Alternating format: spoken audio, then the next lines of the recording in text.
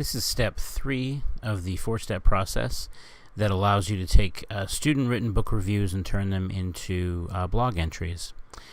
In step 3, we're going to talk about probably the most important step in the entire process, which is how we take the information the students have submitted in a form and connect that to the blog.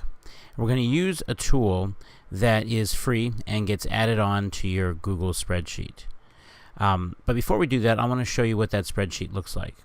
If you navigate to your Google Docs or Google Drive, you should find a Google spreadsheet that has the same name as your form, and it should end with the word responses in parentheses.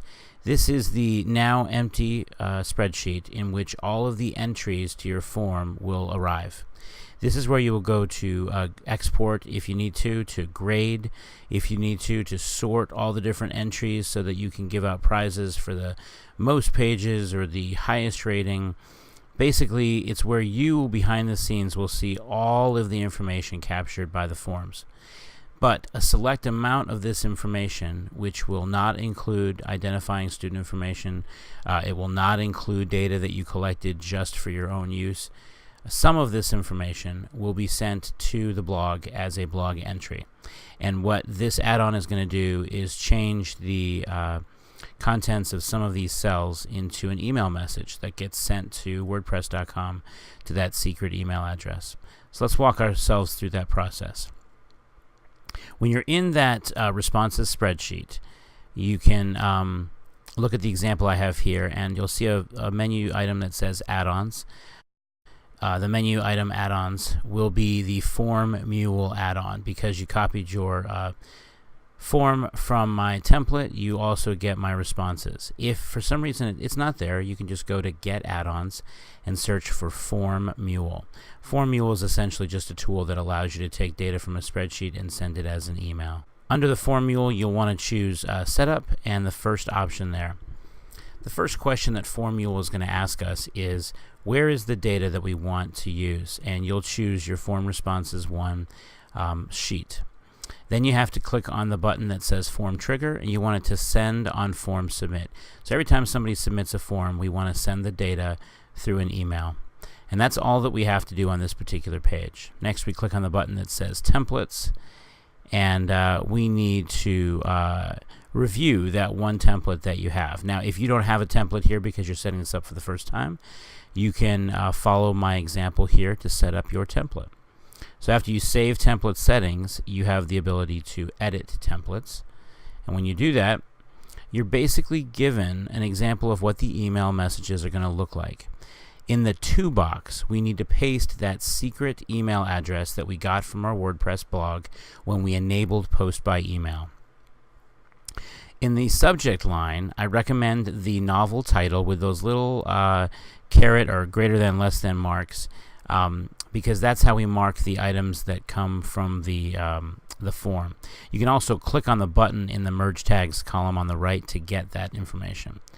If you look through this format, you'll see lots of information that's formatted the way I wanted it to be. My partner and I wanted to make sure that we had the name of the book, the length of the book, who was doing the review, just the first name of the student, and we wanted all that to be in the body of the email so that it would be in the blog post. We left off the last name of the student, the class period. Under status here, you can see that published is written there. By doing that, we make sure that every email that gets sent automatically gets published as a blog entry. When you first get started, you may want to change that.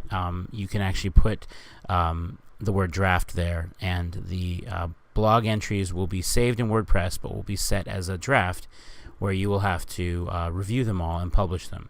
This is a good way to catch any mistakes, or if you're concerned that people who are not authorized are accessing your form online, you can catch all that vandalism, if you will, this way.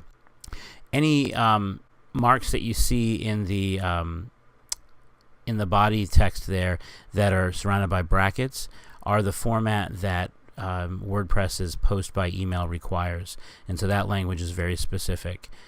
We wanted the category of the blog post to include the genre and the rating, and so that's how we set that up. Status works the same way. But other than that, The blog post is going to get its information automatically from the subject of the email and from the body information. Basically, the entire body becomes the body of the blog post. So once we've reviewed all that, we click on the preview button and it shows us what the email message is going to look like. Now again, this is not showing us immediately what the blog is going to look like because some of the information in brackets will not make it to the blog. But it is showing us how that's going to look, and this is a good check. When you have this all set, you want to preview and send all. At this point, there won't be anything to send to the blog, but it means that from this point on, all future form submissions will be sent to WordPress as blog entries.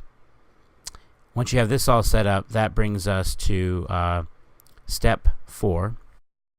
Step 4 is where we're going to embed the form that we created, the one you got from my template, back into the blog as a separate page so that students will have one site to go to enter their book reviews and read their blog posts. Stay tuned for step 4.